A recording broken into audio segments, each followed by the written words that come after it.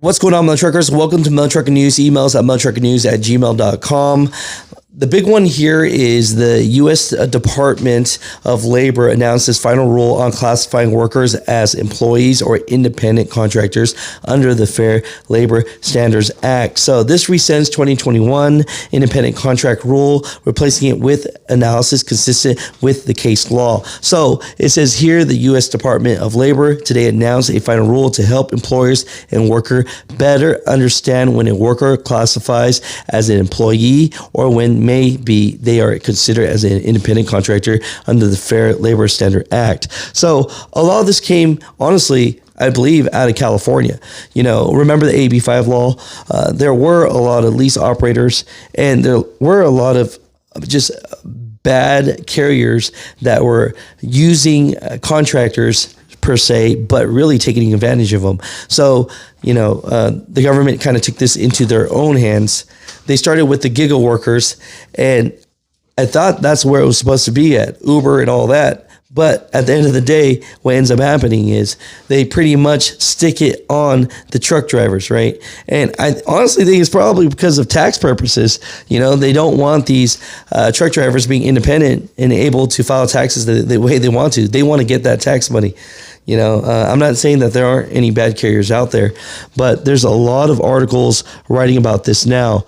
Transport Topics writes here in this bold statement, says a new rule will reclassify independent contractors as employees. You know, even the ATA says they would fight it on March 11th, implementation, Julie Su nomination as labor head. So a lot of people hate Julie Su. You know, they say that she doesn't know anything about anything, but you know, they're reinstating her.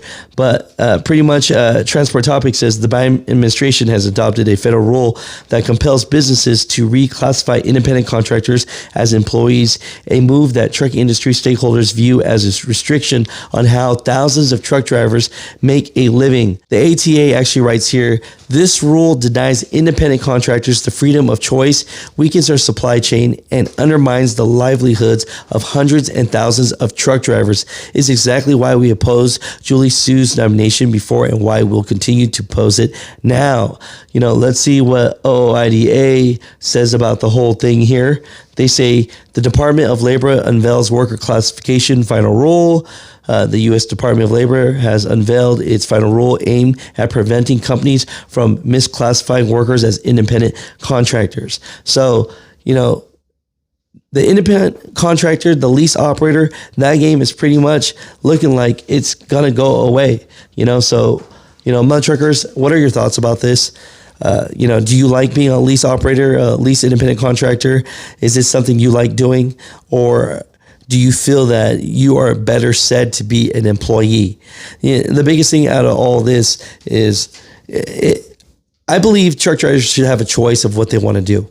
You know, and I understand, again, there are bad actors and there are bad carriers that force lease operators to do certain things, and maybe it's a way for them to divert paying taxes themselves and pushing it all on the truck driver.